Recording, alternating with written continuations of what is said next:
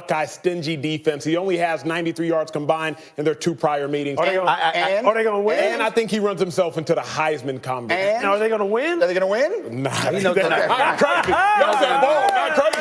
Is that bold? You know what? See, That's not that bold, but what I will say is this. That suit actually disqualifies you from giving such an opinion.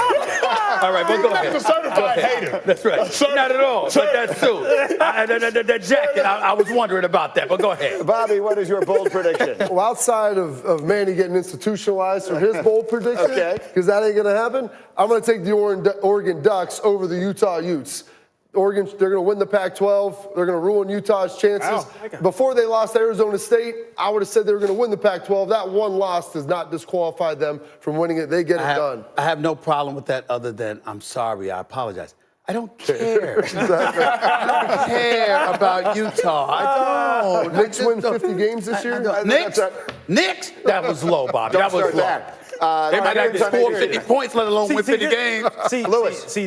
This might make you happy. Okay, I'm What listening. I'm about to say. I'm listening. The Georgia Bulldogs upset the LSU Tigers Oh, in the SAC. I know some people who aren't going to be happy. That's crazy talk. But You know it's what? bold. You know what? It's bold. I don't think it's going to happen.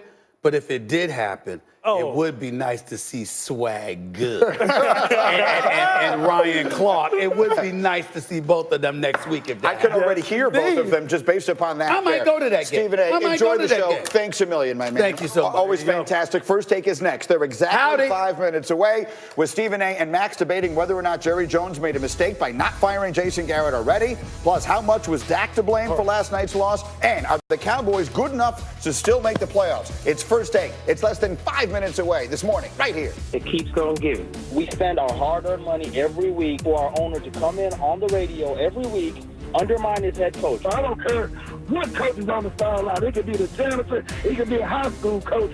I don't want to see Jason Garrett, Bill Brett Maher on the sideline. I'm tired of eating the same crap every year. It's like eating chicken every damn day. I want to eat something different. What is the way forward? I am so confused. It's over. This season is over. The one positive thing from tonight was I did not see Jason Garrett clap one time. Our team makes coaches and quarterbacks who are on the cusp of getting their heads chopped off by themselves look like they deserve a job and a pay raise. Somebody take this team out to the shed and put them out of their misery. That was how it sounded on the radio in Dallas after their loss last night. And now, ladies and gentlemen, we are delighted to welcome in the happiest man in America, the one, the only, Stephen A. Smith. Stephen A., your thoughts? How do? How y'all doing? How y'all doing?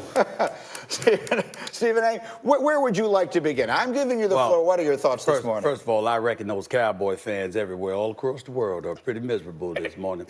I kind of told folks this was going to happen. I mean, they didn't want to listen to me. Damian Woody, we can't find him. That big boy. We can't find him. Nowhere to be found. Nowhere to be found whatsoever. There's a few others I won't mention, but a lot of people out there having a lot of faith in those Cowboys. Didn't work out right now. Now, they're going to make the playoffs. We know that because the Eagles stink. But the thing about it is this. When you look at Mitchell Trubisky, who would have thought that all it took is for Matt Nagy to sit up there and say, you know what, Mitchell Trubisky? That darn Lamar Jackson runs the football quite well.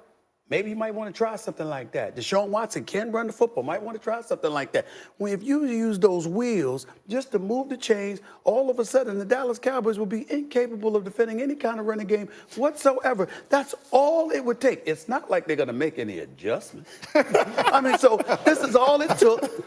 That's what happened. And now we're looking at the Cowboys, a walking piece of mediocrity as we speak, looking like a black cat. Now, I used to sit up there and say that black cat running around that franchise. It didn't actually happen. Monday Night Football, everybody thought, hey, you know what? Look, they won that game, Stephen A. It doesn't count. What's their record since the New York Giants win? Has anybody looked that up? You got a point. Think about that. Yeah. So the black cat was around. Just like I had said, at some point in time, when it comes to the Cowboys, people are going to listen to me when I sit up there and I say, just wait. Take your time. Don't get excited.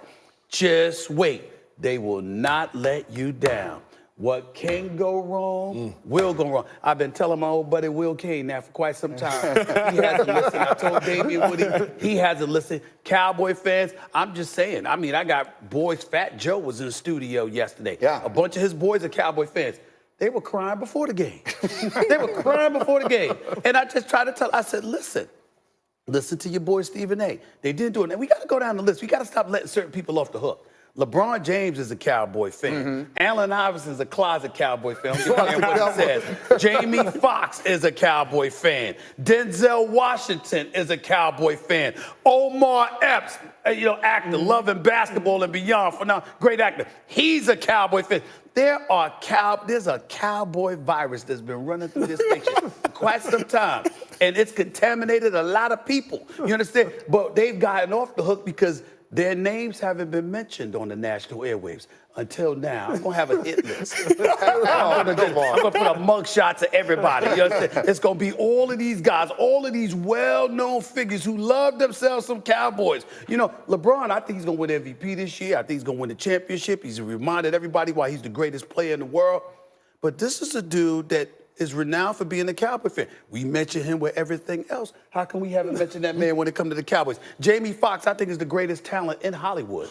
The singer, actor, comedian, he's everything. He's been hiding. Every time the Cowboys win, he makes a video or talks back about me. When they lose, I got an APB out for him. I got a problem with this stuff, so I'm gonna put my hit list. I'm gonna put a bunch of mugshots up there. Denzel, all of them. I'm gonna put a bunch of mugshots. Everybody that's a Cowboy fan, that's popular, I'm gonna make sure the world knows who they are. All right, so what happens now, Stephen A? We've been sitting here all morning long talking. Well, they continue to lose. That's what's gonna happen. I mean, they're gonna keep Jason Garrett against my advice. Now, I tried to tell my old buddy Jerry Jones there. Remember, he gave me a birthday wish. We Libra brothers. His birthday's October 13th.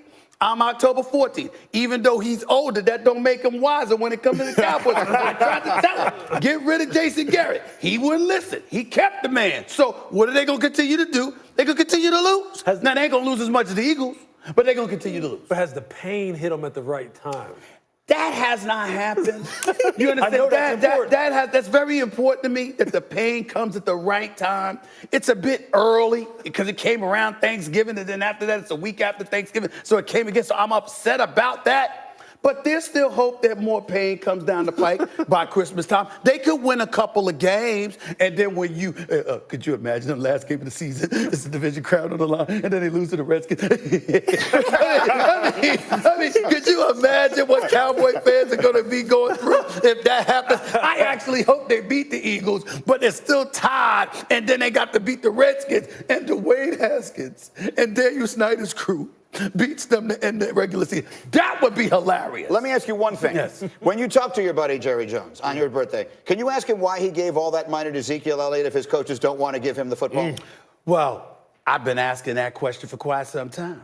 I actually don't blame Jerry Jones about that. I'm going to blame Jason Garrett about that. That's what I've been, in all seriousness, that's what I've been going off about.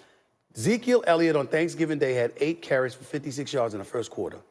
And they didn't show him the ball but 5 times the rest of the game against the 19th ranked Russian defense in the Buffalo Bills. How is that possible? Same game last night? And the same game last night. This is what? You gave $50 million guaranteed, $90 million overall. And then Jason Garrett is doing interviews and saying, excuse me, when the opportunity is there. Excuse me, the great players make opportunities. That's what makes them great. It's not about it being ideal. It's that they work beyond the ideal. No matter what the circumstances, you know what they're going to do. You know what's going to get thrown at them. They don't care. They find a way to produce anyway. And you still don't give this man the ball. It's inexcusable. So this is just a little taste of what's coming up in 7 minutes on First Take. But will you listen to the bold predictions? Each of these guys has a bold prediction. Sure. I'll let you judge them. Okay, very quickly here. One at a time, or you want me to just let them all go? However you want to do it, Stephen A. You're the man in the hat. Oh, no. Acho, what's your bold prediction? Bold prediction, Jonathan Taylor in Wisconsin. Jonathan Taylor is going to rush for 100